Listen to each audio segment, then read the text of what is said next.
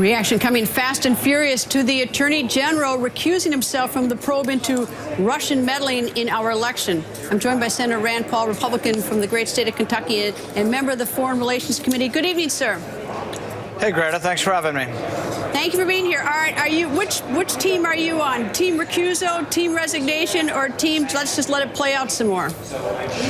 You know, I don't claim to have any particular insight into this. I do know that people forgetting about whether or not they have met an ambassador seems to be running on both sides of the aisle.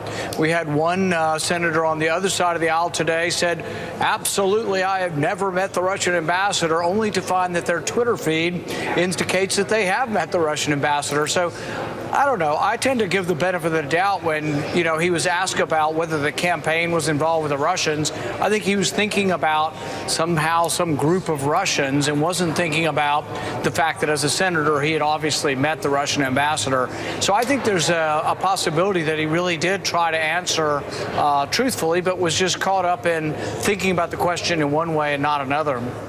Is recusal then, in your mind, a good idea? I take it that if you thought that he was lying, you'd want him to resign. But is recusal the appropriate remedy in your mind at this point, or not at all? Should he be in charge of the investigation? Well, I think that's what he said, is he'll recuse him if it affects him somehow. I think that for a lot of us, we're unclear exactly, someone needs to indicate what laws are broken and what we're investigating. I think law enforcement should investigate wrongdoing or law breaking, wherever it is. But I think sometimes we forget that we ought to actually examine what laws are broken before we get too carried away with ourselves. And I think that would probably be good for all of us, particularly with the partisan rancor sort of at such a high level now, that I think a lot of this is about anger over still losing the election. All right, let me turn now to another issue, another story that broke today, and this one involved you. This morning, you were physically blocked from a room in the U.S. Capitol where House Republicans may have been keeping a draft of their Obamacare replacement bill. It was a rather dramatic scene, and for the viewers, I just want to play some of what you told reporters right afterwards. I think there's a bill in there, but I asked for the copy of the bill, and I'm being told I can't have a copy of the bill. It's the secret office for the secret bill. All right, where were you? It was in the basement of the Capitol, and there were news reports yesterday evening and this morning that the Obamacare repeal bill was available to only committee members, and I think only Republican committee members, in a basement room in the Capitol. So we showed up, and we asked to have a copy of the bill, and we were told we couldn't have a copy. And then later on, mysteriously, everyone inside the room disappeared, and there was no bill.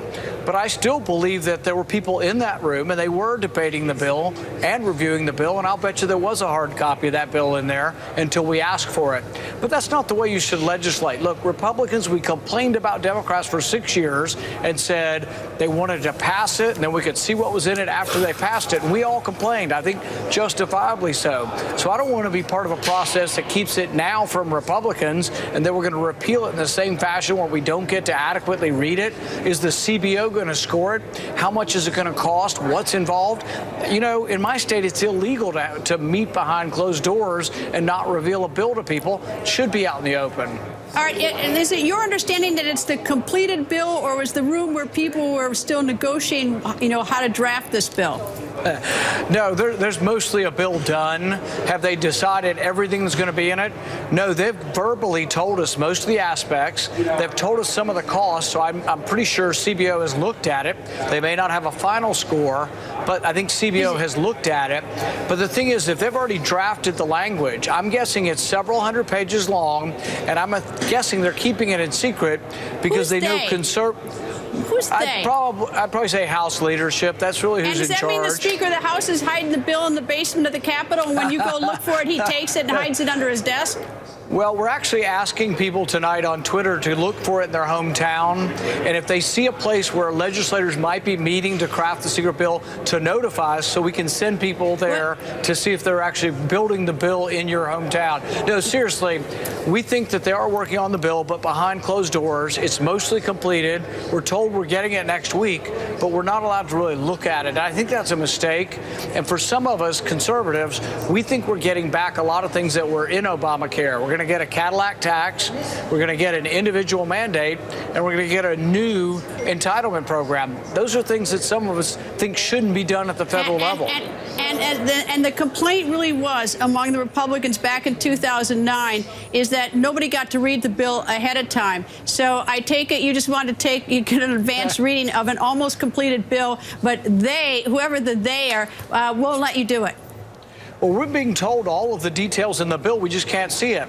And here's the thing. The only written explanation I've seen in the bill came from a news organization.